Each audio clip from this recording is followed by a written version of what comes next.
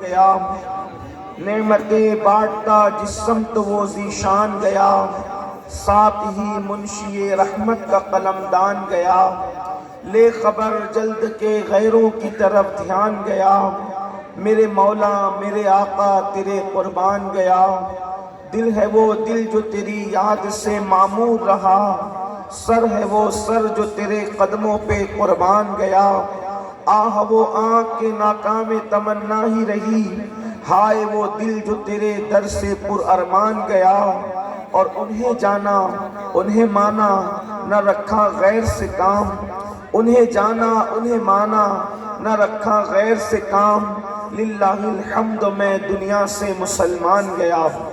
الحمدللہ اس وقت ہم سب مخدوم سمنا رحمت اللہ تعالی علیہ کے مخدوم، ان کے پیر و مرشید حضور سیدی مخدوم علاؤلک پنڈوی رحمت اللہ تعالی علیہ کے قدموں میں ان کے عرس سراپا قدس کے موقع پر موجود ہیں، اور ساتھ ہی ساتھ حضور اشرف الاولیاء رحمت اللہ تعالی علیہ کا 25واں عرس بھی منا رہے ہیں۔ مجھ سے پیشتر آپ نے بہت بڑے بڑے علماء، خطبہ، محققین اور دانشوروں سے ان کے خطابات سماعت کیے ہیں، اور اب فجر کا وقت بالکل قریب سے قریب تر ہے۔ بہت مختصر وقت کے لیے میں آپ کی خدمت میں حاضر ہوں۔ عرس کا مقصد کیا ہے؟ عرس کا مقصد یہ نہیں ہے کہ ہم بھیڑ اکٹھا کر لیں اور جمع ہو کر کے پھر منتشر ہو جائیں، بلکہ عرس بھی ایک مقصد کے تحت کیا جاتا ہے۔ ہمارے بزرگوں نے، بزرگان دین کے آراس کی جو بنا ڈالی ہے، اس کا مقصد یہ ہے کہ یہ بزرگان دین جن راہوں پر چل کر، جن خطوط کو اپنے لیے انہوں نے مشعل راہ بنایا، اس پر چل کر وہ اللہ تک پہنچے، ان کی زندگیوں کا تذکرہ کیا جائے، اور وہ کس طریقے سے کامیاب ہوئے، انہوں نے کس طریقے سے استقامت فی الدین کا مظاہرہ کیا، انہوں نے کس طریقے سے اللہ کے دین پر عمل کیا، انہوں نے کس طریقے سے دین کی خدمت کی، یہ ساری چیزوں کو بیان کرنے کے لیے، تاکہ ہمیں احساس ہو کہ یہ اللہ کا دین جو ہم تک پہنچا ہے وہ صرف چند رسومات کی بنیاد پر نہیں، بلکہ اس میں کسی کا خون جگر ہے، اس میں کسی کی شبانہ روز محنتیں ہیں۔ اسی پنڈوا شریف کی سرزمین کو آپ دیکھ لیں، تقریباً آج سے کم و بیش 7 صدی پہلے ایک مرد قلندر آیا ہوگا، اور آنے کے بعد آج جب اس علاقے کا یہ حال ہے، یہاں کی سنگلاخی کا یہ حال ہے، یہاں کی ان پڑھ اور ناخواندگی کا یہ عالم ہے، تو آج سے 7 صدی پہلے اس علاقے کا حال کیا ہوگا؟ اور اللہ اکبر، ایک اجنبی دیار سے ایک مرد قلندر آتا ہے۔ جب آج یہ جنگل ہے تو اس وقت اس کے جنگل ہونے کا عالم کیا ہوگا؟ لیکن اللہ والوں نے رات و دن محنت کر کے اپنے علاقے کو چھوڑ کر، اپنے رشتہ داروں کو چھوڑ کر، اپنے خطے کو چھوڑ کر، اپنے قبیلے کو چھوڑ کر، اپنا سب کچھ چھوڑ کر وہ یہاں آئے اور اللہ کے دین کی آبیاری کی، اور کفرستان میں انہوں نے اسلام کا علم لہرایا۔ ہماری کتنی عظیم ذمہ داری ہے کہ ان اللہ والوں کے نقوش پاک کو اپنے لیے حرز جان بنائے۔ آئیے، میں نے جس آیہ کریمہ کی تلاوت کی ہے، اس ضمن میں انسان کو کیا پیغام دیا جا رہا ہے، اس پر کچھ بات عرض کر کے اپنی بات مکمل کروں۔ میرے پیارے آقا صلی اللہ علیہ وآلہ وسلم کے پیارے دیوانوں، انسان کل کا پلان بناتا ہے، انسان فیوچر کا پلان بناتا ہے، انسان بھوشیہ کا منصوبہ بناتا ہے، جس کی زندگی میں مفکرین کہتے ہیں کل کا منصوبہ نہ ہو، کل کا پلان نہ ہو، وہ انسان کامیاب نہیں ہو سکتا۔ ایک تاجر ہے اچھا تو اس کے پاس کل کا کوئی پلان ہونا چاہیے، ایک طالب علم ہے اچھا، اس کے پاس کل کا پلان ہونا چاہیے، ایک مفکر ہے اچھا، اس کے پاس کل کا پلان ہونا چاہیے۔ دنیا کی قومیں کئی صدیاں پہلوں کا پلان تیار کر کے اپنی زندگی کو گزار رہی ہے، صرف قوم مسلم ہے جس کے پاس کل کا کوئی پلان نہیں ہے۔ لیکن یاد رکھیں لوگ کل کا پلان تیار کرتے ہیں اور کرنا بھی چاہیے.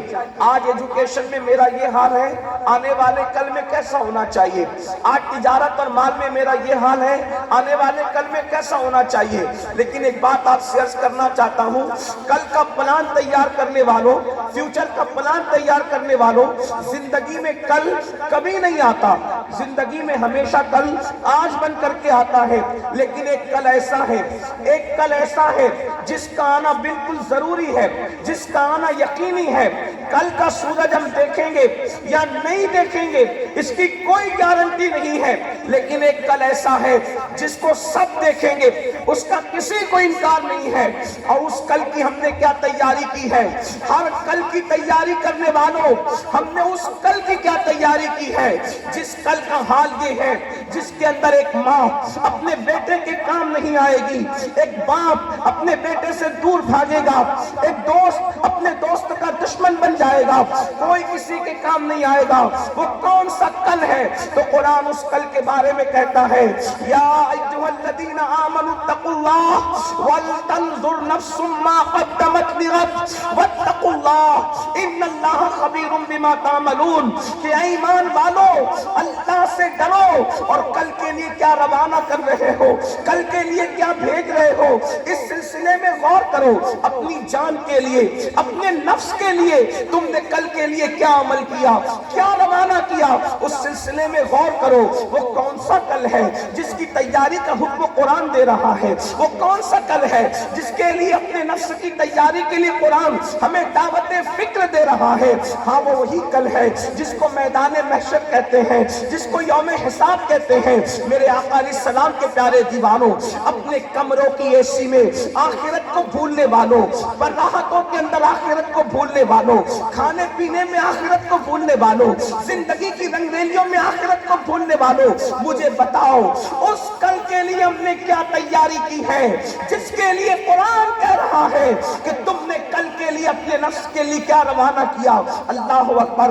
بڑی معذرت کے ساتھ, آج تو بڑے جھڑلنے کے ساتھ ہم کہتے ہیں, ارے مولانا چھوڑو, قیامت میں جو ہوگا دیکھا جائے گا, جو ہوگا دیکھا جائے گا. یاد رکھنا, مسجدوں کو ویران کر کے یہ کہنے والوں کہ جو ہوگا دیکھا جائے گا, مسجدوں کو ویران کر کے کہنے والوں جو ہوگا دیکھا جائے گا, داڑیاں مڈا کر رسول اللہ کی سنت کو گٹروں میں ڈال کر کے یہ کہنے والوں کہ جو ہوگا دیکھا جائے گا, کانوں میں ایئر فون لگا کر کے گانے سننے والوں یہ کہتے ہو جو ہوگا دیکھا جائے گا. اب آئیے میں آپ کو بتاؤں, شاعری کی دنیا الگ ہے, حقیقتوں کی دنیا الگ ہے. آپ کہتے ہیں دیکھا جائے گا جو ہوگا, کیا دیکھا جائے گا؟ سنو, قرآن کہتا ہے اس دن کا حال یہ ہے, الاخلاء یومئذ بعضهم لبعض عدو. اللہ اکبر. قرآن کہتا ہے کہ وہ قیامت کا دن وہ دن ہوگا جتنے تمہارے دوست ہیں, اور وہ بھی کون سے دوست؟ دوست نہیں بلکہ پکے دوست. اخلاء قرآن کہتا ہے یہ خلیل کی جمع ہے, اخلاء. جتنے تمہارے پکے دوست ہیں قیامت کے دن وہ سب تمہارے دشمن بن جائیں گے. قیامت کا دن کیسا دن ہوگا؟ قرآن کہتا ہے یوم یقوم الروح والملائکہ صفا لا یتکلمون الا من اذن. قیامت کا دن وہ دن ہوگا جس دن جبریل امین اور ان کے پیچھے سارے فرشتے اللہ کی ہیبت سے کانپتے کھڑے ہوں گے, کسی کو کلام کرنے کی جرت نہیں ہوگی.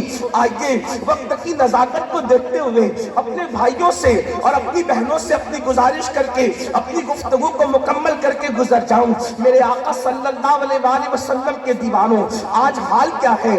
ہر بندہ کھانے پینے اور سونے اور موج مستیوں میں مست ہے. مرنے کے بعد اٹھنا ہے, اس دن کے لیے ہم نے کیا تیاری کی ہے؟ بڑی معذرت کے ساتھ لوگ آسانی سے کہہ دیتے ہیں مولانا نماز کے لیے ٹائم نہیں ملتا. میرے عزیز, وہ دن قیامت کا جو دن ہوگا وہاں نمازی کیا, روزے دار کیا, حاجی کیا, غازی کیا. آئیے ایک حدیث مبارکہ سن لیں اور اپنی بات مکمل کروں. ایک مرتبہ امیر المومنین حضرت سیدنا عمر ابن خطاب فاروق اعظم رضی اللہ تعالیٰ عنہ حضرت کعب سے کہتے کرتے ہیں حضرت کعب احبار سے۔ یہ کعب احبار کون ہے؟ یہ بڑے جلیل القدر تابعی ہیں، فاروق اعظم کے دور میں انہوں نے اسلام قبول کیا ہے، لیکن ان کی خصوصیت یہ ہے یہ توریت کے بھی عالم تھے، انجیل کے بھی عالم تھے، زبور کے بھی عالم تھے، اللہ اکبر، آسمانی کتابوں کی یہ عالم تھے۔ حضرت سیدنا فاروق اعظم حضرت کعب سے کہتے ہیں اے کعب ذرا مجھے ایسی باتیں سناؤ جس کی وجہ سے میرے دل میں اللہ کا ڈر مزید پیدا ہو، اللہ کی خشیت مزید پیدا ہو، اللہ کا خوف مزید پیدا ہو۔ سن لو، فاروق اعظم وہ اللہ سے ڈرنے والی شخصیت ہے کہ اللہ رب العزت کی خشیت کی وجہ سے جب وہ روتے تھے تو ان کے چہرے پر رونے کی وجہ سے آنسوؤں کے نشان پڑ گئے تھے۔ بڑی معذرت کے ساتھ آج لوگوں کو استنجا کی سنتیں بھی نہیں پتا ہے اور وہ جنت کے خواب دیکھ رہے ہیں، اللہ اکبر، لوگوں کو کلمے کا ترجمہ بھی یاد نہیں ہے اور وہ گھمنڈ کرتے ہیں مولانا ہم جنت میں نہیں جائیں گے تو کون جنت میں جائے گا۔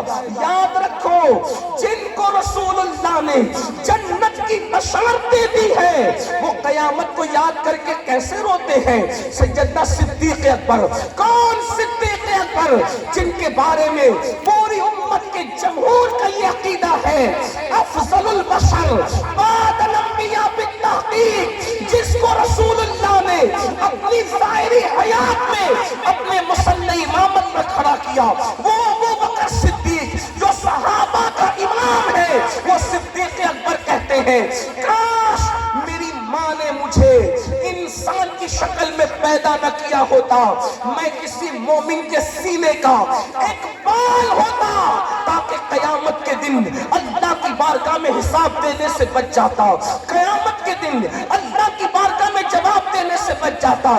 مجھے بتاؤ جو مصطفیٰ جان رحمت کے ساتھ ہے کہاں ساتھ نہیں؟ سفر میں صدیق ساتھ ہے، حضر میں صدیق ساتھ ہے، جہاں کوئی ساتھ نہ تھا اس کار میں بھی صدیق اکبر مصطفیٰ جان رحمت کے ساتھ تھے اور آج بھی بازار میں مصطفیٰ جان رحمت کے ساتھ آرام کر رہے ہیں۔ اس کے باوجود بھی اللہ اکبر، اس کے باوجود بھی صدیق اکبر، ان کے قیامت کے دن کی کیفیت کیا ہے؟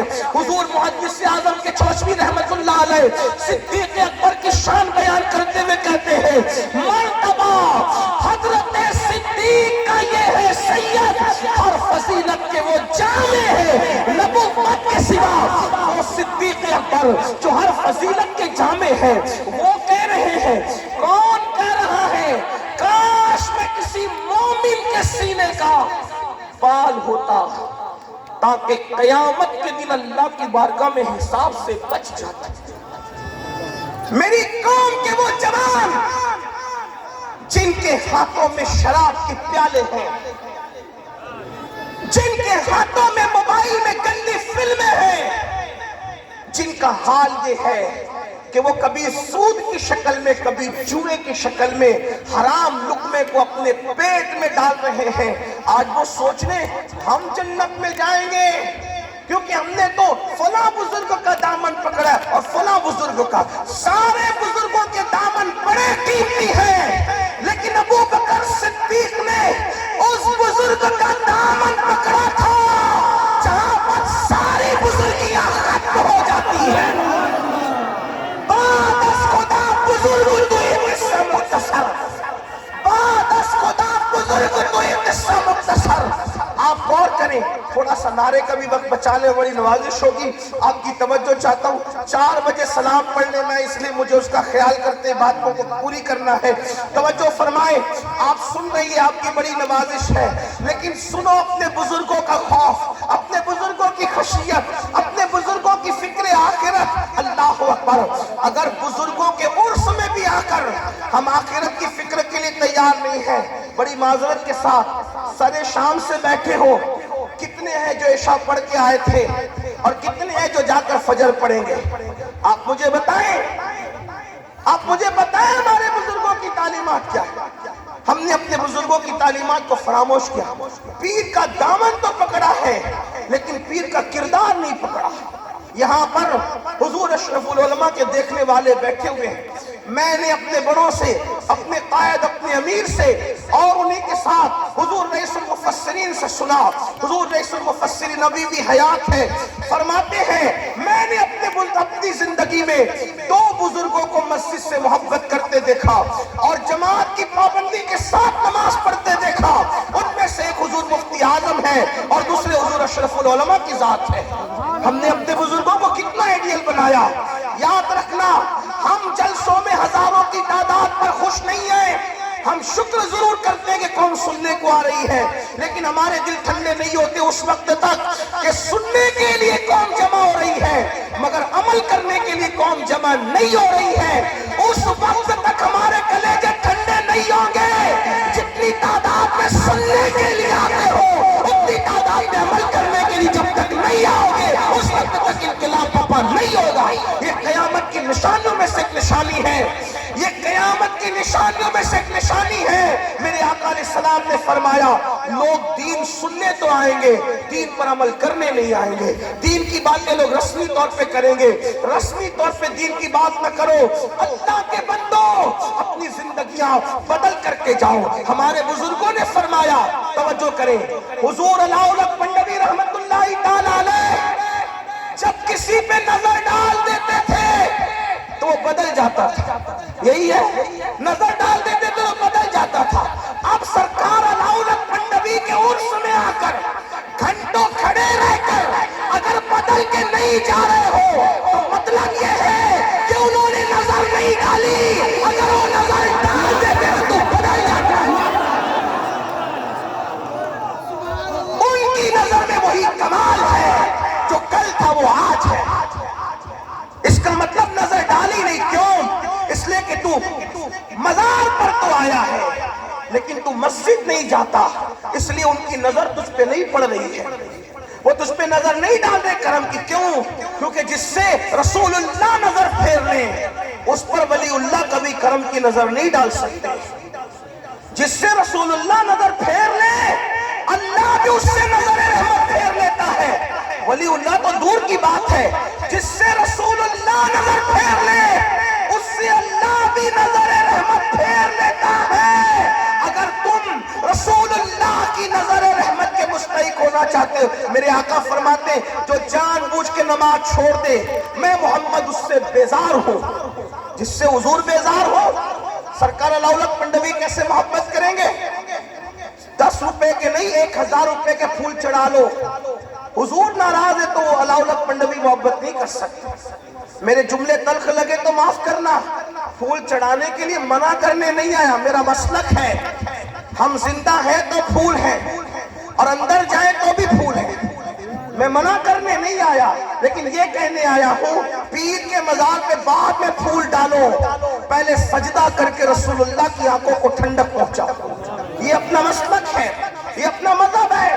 تو عرض یہ کر رہا تھا، صدیق اکبر کہتے ہیں کاش میں کسی مومن کے سینے کا اقبال ہوتا تاکہ قیامت میں اللہ کی بارگاہ میں جواب دینے سے بچ جاتا۔ فاروق اعظم کہتے کاش میں پرندہ ہوتا اور لوگ اس کو ذبح کر کے کھا جاتے اور مجھے بھول جاتے تاکہ میں قیامت کے دن اللہ کی بارگاہ میں جواب دینے سے بچ جاتا۔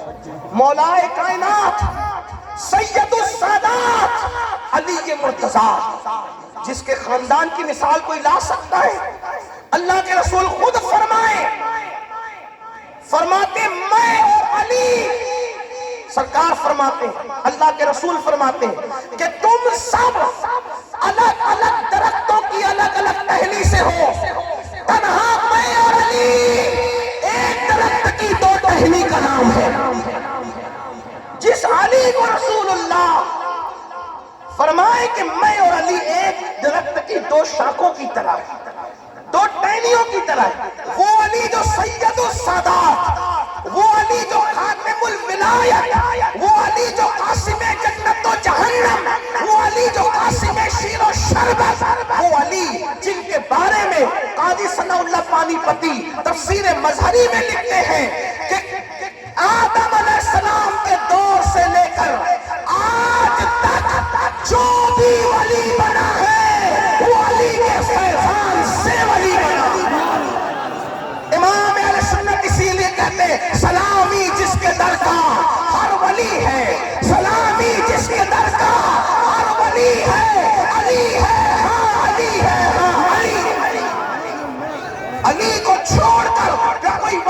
بنا ہے نہ ولی بن سکتا ہے۔ امام اہل سنت کہتے ہیں اصل وصل، اصل نسل صفا، اصل نسل صفا وصل وجہ خدا۔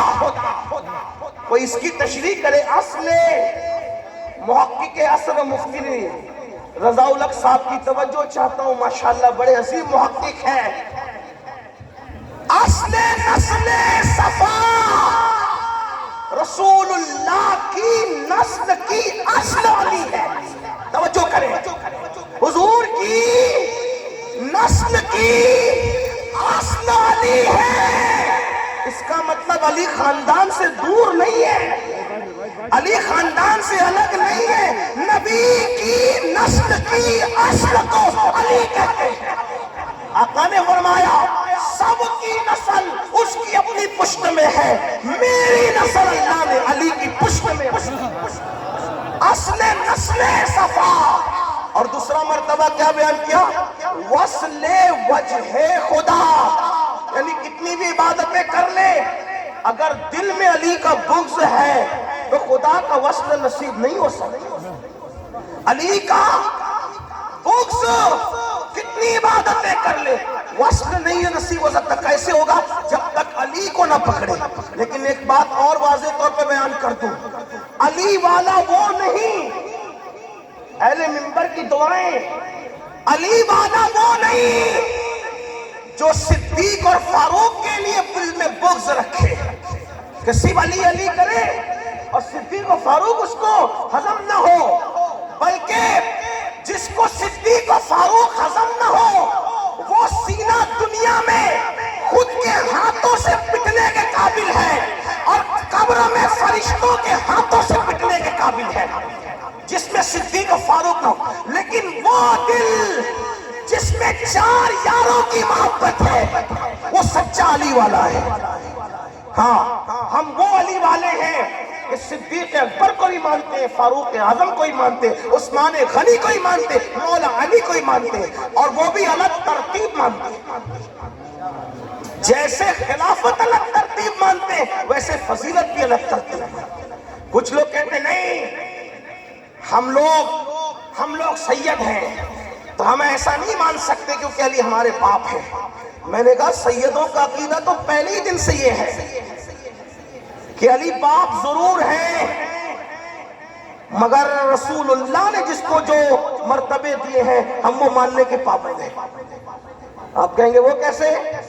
تو وہ اس طرح سے امام زین العابدین سے کسی نے پوچھا کہ ابو بکر کا کیا تعلق تھا رسول اللہ سے اور حضور کی بارگاہ میں ان کا کیا مرتبہ تھا؟ توجہ کریں، کس سید سے پوچھا؟ جو مولا علی کے ڈائریکٹ پوتے ہیں اس سید سے پوچھا، جس کا شجرہ نسب سنیوں کے بچے بچے کو یاد ہے، ان سے پوچھا صدیق اکبر کا کیا مرتبہ تھا رسول اللہ کی بارگاہ میں؟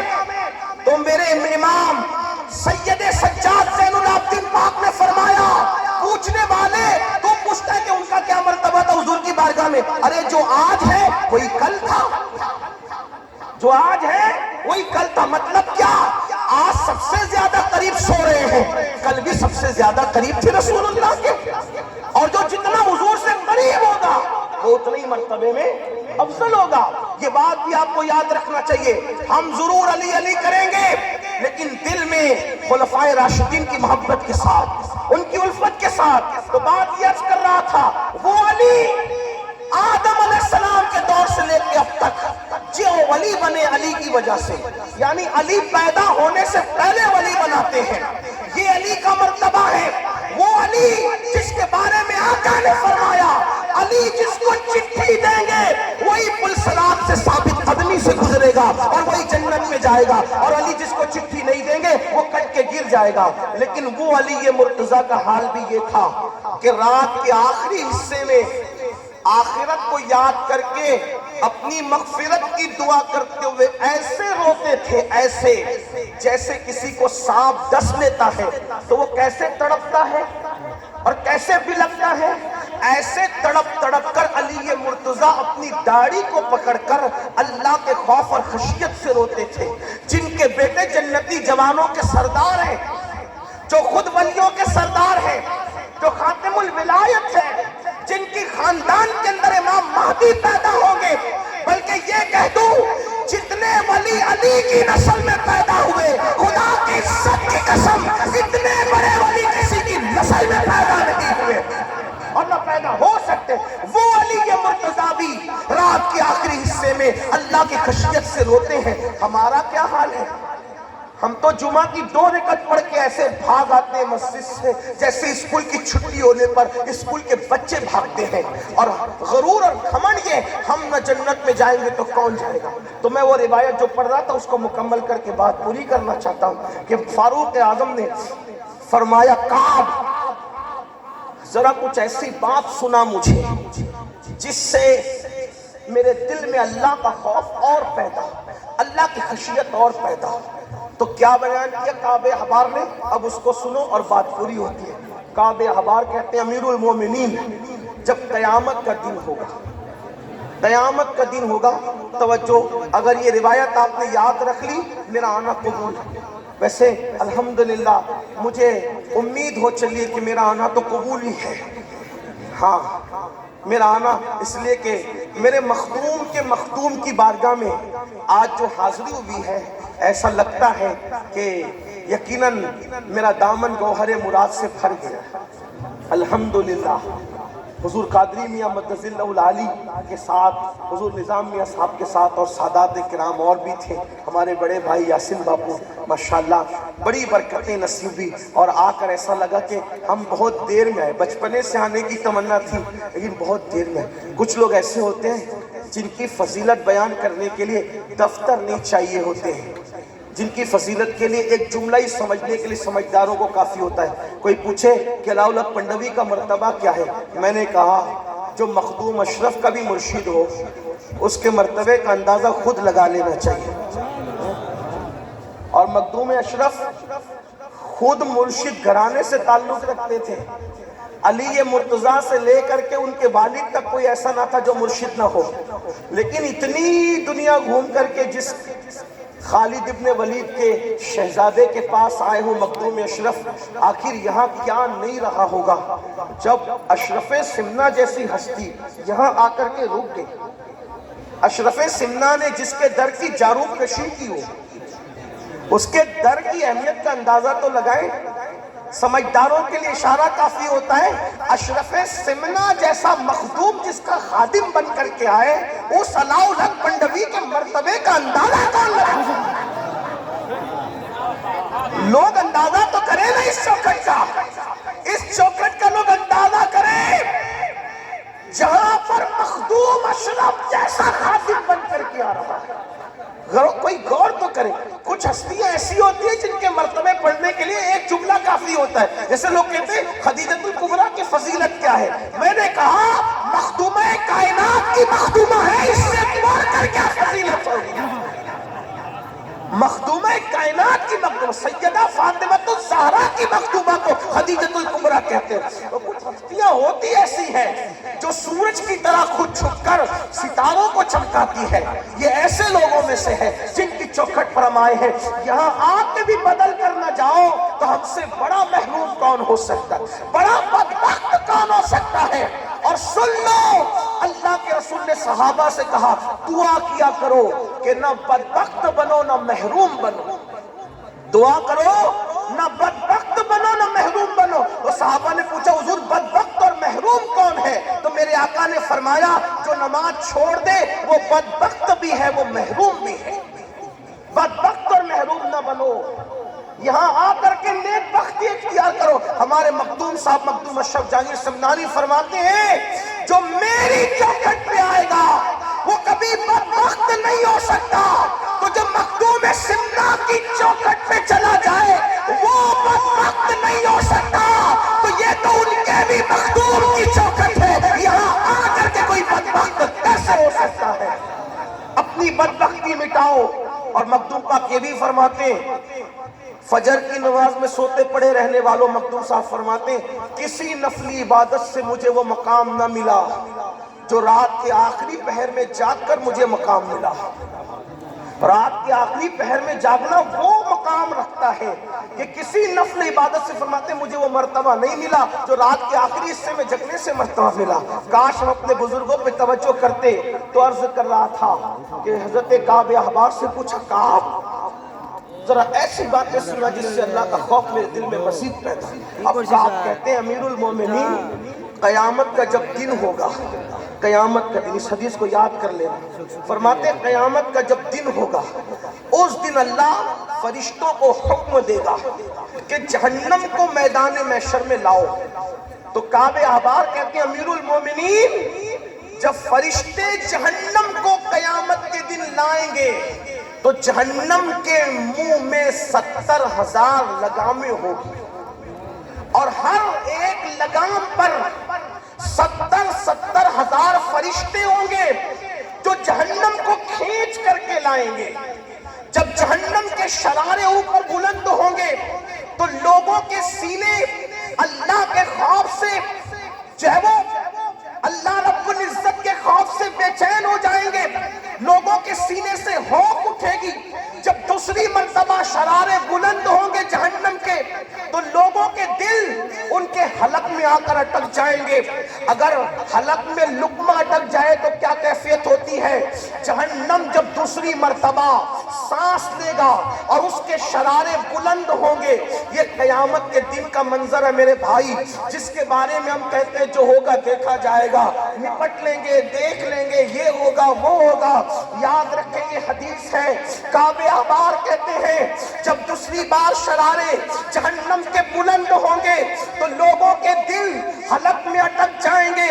اور اب سنو، دل کے کانوں سے سنو سنیو، کعب احبار کہتے ہیں جس کو ابن حجر اپنی کتاب میں لکھ رہے ہیں، کعب احبار کہتے ہیں جب تیسری مرتبہ جہنم کے شرارے بلند ہوں گے، جب تیسری مرتبہ جہنم کے شرارے بلند ہوں گے تو اس وقت انبیاء کی یہ شان ہوگی، انبیاء کرام کی یہ شان ہوگی جہنم کے شرارے دیکھ کر کہ ابراہیم خلیل اللہ جیسا نبی اپنے گھٹنوں کو زمین پہ ٹیک دے گا اور اللہ کی بارگاہ میں عرض کرے گا، مولا آج ابراہیم کسی کے لیے کچھ نہیں مانگتا، مولا آج ابراہیم بس اپنے لیے پناہ مانگتا ہے، آج ابراہیم کو پناہ دے دے، آج ابراہیم کو امان دے دے۔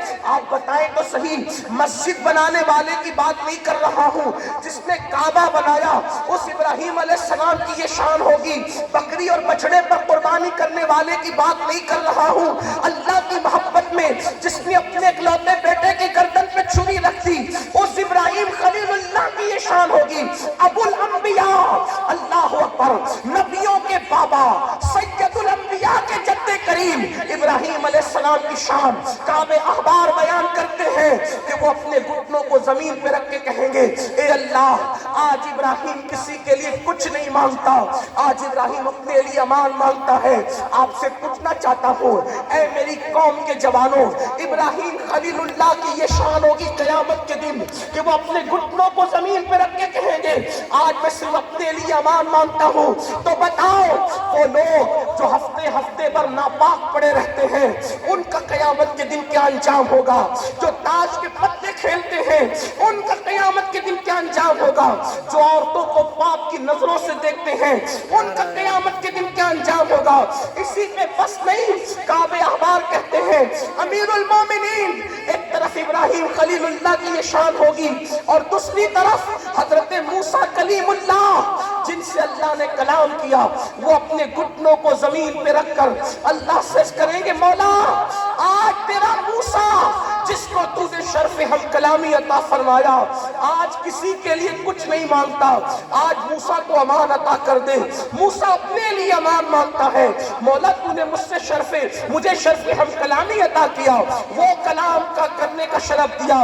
من جانب الطور الایمن وقربناہ نجیا، موسیٰ طور کے دائیں طرف آؤ تاکہ تم سے راز کی باتیں کی جا سکے، تم سے پیار کی باتیں کی جا سکے، تم سے سرگوشی کی جا سکے۔ اللہ اکبر، وہ موسیٰ کلیم اللہ اپنے گھٹنوں کو زمین پہ رکھ کے کہیں گے اے اللہ آج میں کسی کے لیے کچھ نہیں مانگتا بلکہ آج تو میں اپنے لیے امان مانگتا ہوں۔ حضرت فاروق اعظم رو پڑے، آنکھوں میں آنسو آ گئے۔ یہ کسی پہ بس نہیں، حضرت کعب احبار نے کہا امیر المومنین صرف یہی نہیں ہوگا بلکہ اس وقت جناب موسیٰ کی یہ شان ہوگی تو اس وقت تو لوگ دیکھیں گے حضرت عیسیٰ کی شان یہ ہوگی کہ عیسیٰ علیہ السلام اپنے گھٹنوں کو زمین پہ رکھ کے اللہ سے عرض کریں گے، وہ جہنم کا حال دیکھ کر، وہ جہنم کی حرارت دیکھ کر، وہ جہنم کی تپش دیکھ کر حضرت عیسیٰ کہیں گے اے اللہ تو نے مجھے کنواری بتول مریم سے پیدا کیا،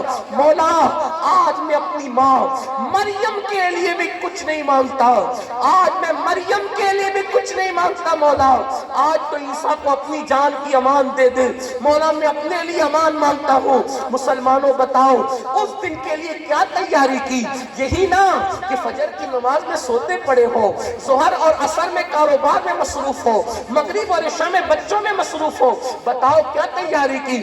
حضور سید المعصومین ہے، دن میں 100 مرتبہ استغفار کرتے ہیں، ہم گناہوں میں پڑے ہوئے ہیں، یا کبھی ہمیں بھی استغفار کی توفیق ہے؟ ہم بھی کبھی توبہ کرتے ہیں؟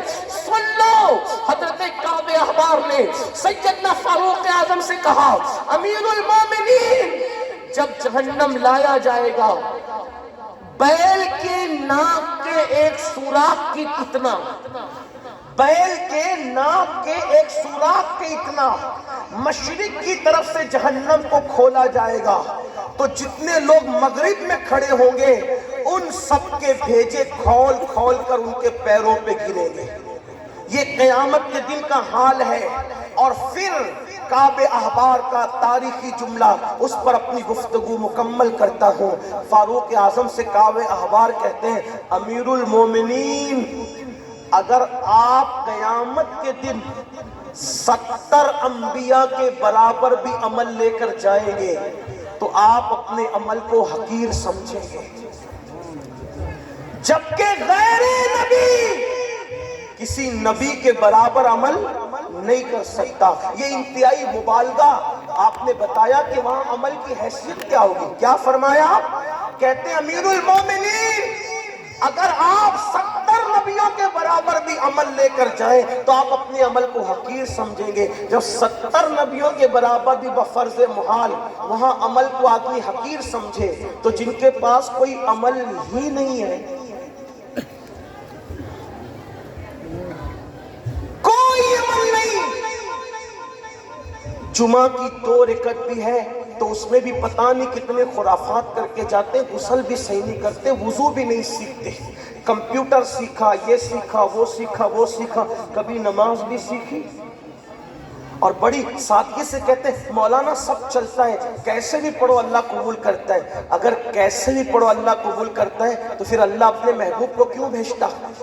محبوب نے یہ کہا کیسے بھی پڑھو قبول ہوگی، محبوب نے تو یہ فرمایا صلو کما رأیتمونی اصلی، کیسے بھی نہیں چلے گی، جیسے مجھے پڑھتا دیکھتے ہو ویسے پڑھو، اس کے لیے علم حاصل کرو، دین کی طرف آؤ، آخرت کی تیاری کرو۔ ذہن میں بہت سی باتیں آتی ہیں لیکن ٹائم میرا مکمل ہوا، بس آخری میں 3 جملے میرے سن لے بات پوری کرتا ہوں۔ اس وقت تو ہندوستان کے مسلمانوں کو بہت سنبھلنے کی، سوچنے کی، غور کرنے کی ضرورت ہے۔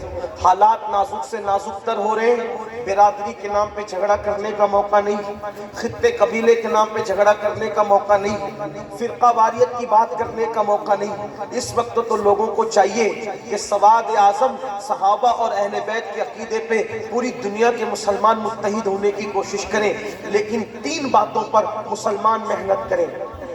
سب چیزوں سے توجہ ہٹا کر 3 باتوں پہ محنت کرو۔ پورے ہندوستان میں ہر جلسے میں آخری میں یہ 3 باتیں کہہ رہا ہوں، اللہ کرے کسی کے دل میں اتر جائے۔ مسلمانوں بالخصوص نوجوانوں آپ کو 3 باتوں پہ محنت کرنا ہے۔ نمبر 1 دیندار بنو، سب سے پہلی بات دیندار بنو۔ دیندار کون سے دیندار؟ صرف ٹوپی داڑھی والے دیندار نہیں، وہ دیندار بنو جیسے رسول اللہ بنانے آئے تھے، وہ دیندار بنو جیسے صحابہ کرام نے بنایا تھا، وہ دیندار بنو جیسے اولیاء اللہ نے بنایا تھا۔ وہ کیسے دیندار تھے؟ جو اپنے لیے پسند کرو وہی اپنے بھائی کے لیے پسند کرو، تمہارا بھائی پڑوس میں بھوکا سوئے تم پیٹ بھر کے نہیں سو سکتے، یہ دینداری کی اہم پہچان۔ دوسروں کا برا نہ چاہو، سب کا بھلا چاہو۔ وہ دیندار کیسے بننا علماء سے پوچھو، لیکن اتنا کہتا ہوں، نمبر 1 دیندار بنو، نمبر 2 مالدار بنو۔ مالدار بننا ہے، پہلے دیندار بنو پھر مالدار بنو۔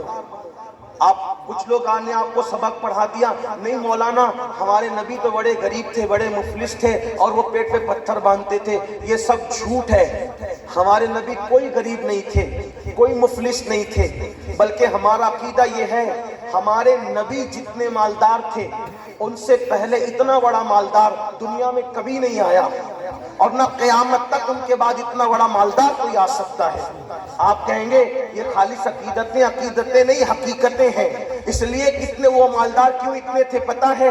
کہ کوئی ایک کھیت کا مالک ہے، کوئی ایک ملک کا، کوئی ایک ریاست کا مالک ہے، تنہا میرے نبی ہے۔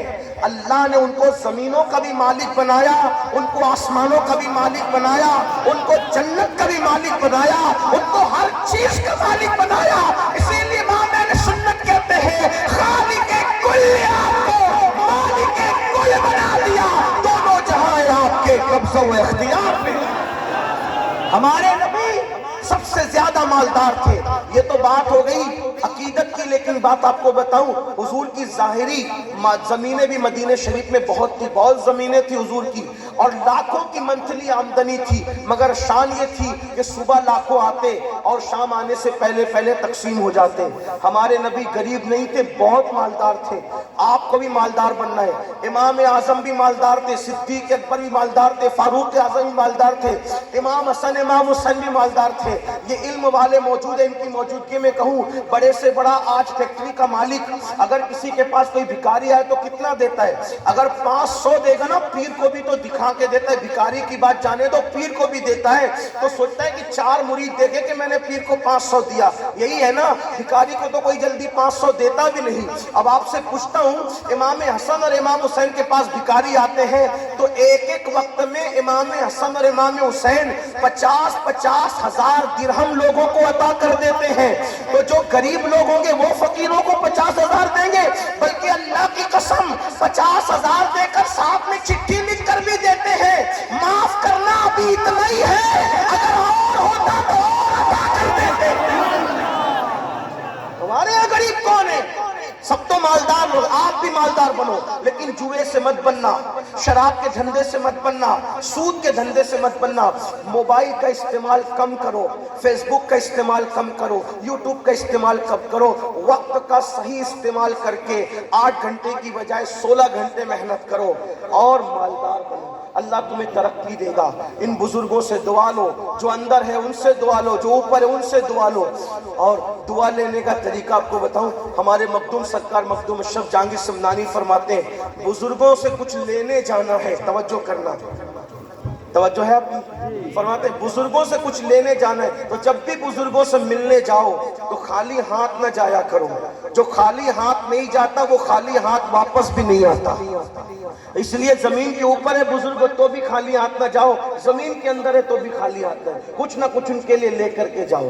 تو مالدار بنو، نمبر 1 دیندار، نمبر 2 اور نمبر 3 ایجوکیشن پہ محنت کرو، اپنی قوم کو ایجوکیٹ کرو، کوئی جاہل نہ رہنے پائے، کوئی ان پڑھ نہ رہنے پائے۔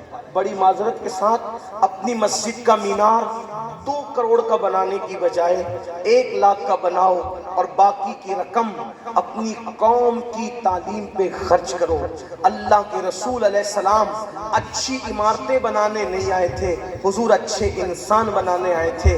کتنی بھی اچھی عمارت بناؤ گے وہ کھنڈر میں تبدیل ہو جائے گی، لیکن اگر اچھے انسان بنا دو گے، اچھی عمارت دوسری اچھی عمارت تعمیر نہیں کر سکتی، لیکن ایک اچھا انسان ہزاروں کو اچھا بنا دیتا ہے۔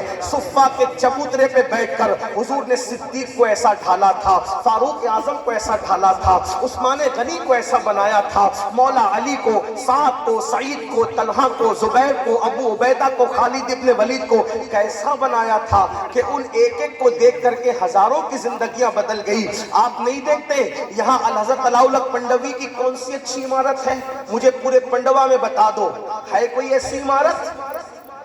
جس کو آپ تاج محل کے برابر قرار دیں، فتح پور سیکری کے برابر قرار دیں، لال قلعہ کے برابر قرار دیں، نہیں بتا سکتے آپ۔ کیوں؟ ان کا مقصد اچھی عمارت نہیں تھا، وہ اچھی عمارت بنانے نہیں آئے تھے، لیکن ایک اشرف کو اتنا اچھا بنا دیا، ایک اشرف کو اتنا اچھا بنا دیا، اتنا اچھا بنا دیا کہ اسے ایک کے دنیا سے جانے کے بعد بھی اس کے نام ہی سے لوگ اچھے بنتے جا رہے ہیں۔ اس لیے اچھے انسان بنانے کی طرف توجہ کرو۔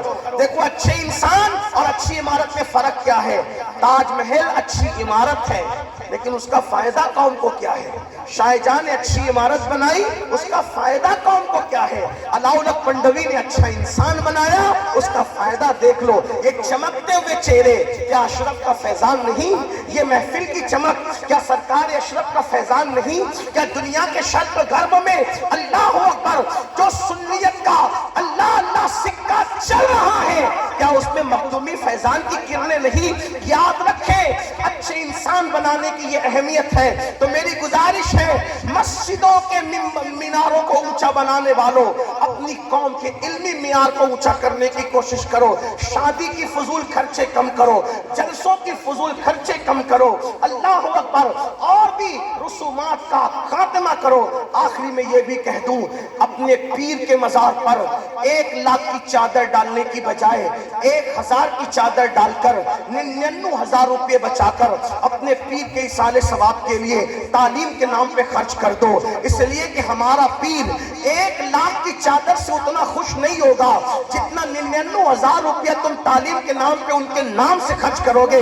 اس لیے کہ میرے علاؤالحق کو، میرے مخدوم کو، میرے پیر کو میرے 1,00,000 کی چادر کی ضرورت اس لیے نہیں ہے کیونکہ وہ جنت کے نعمتوں سے محظوظ ہو رہے ہیں، انہیں میری چادر کی کیا حاجت ہے؟ عقیدت کے لیے تو 1,000 کی چادر بھی کافی ہے۔ اور باقی جس قوم کو اٹھانے کے لیے انہوں نے سمنا چھوڑا، لاہور چھوڑا، کسی نے ایران چھوڑا، کسی نے عراق چھوڑا، آئیے ہم بھی عہد کریں کہ ہم اپنی قوم کو اوپر اٹھانے کی کوشش کریں۔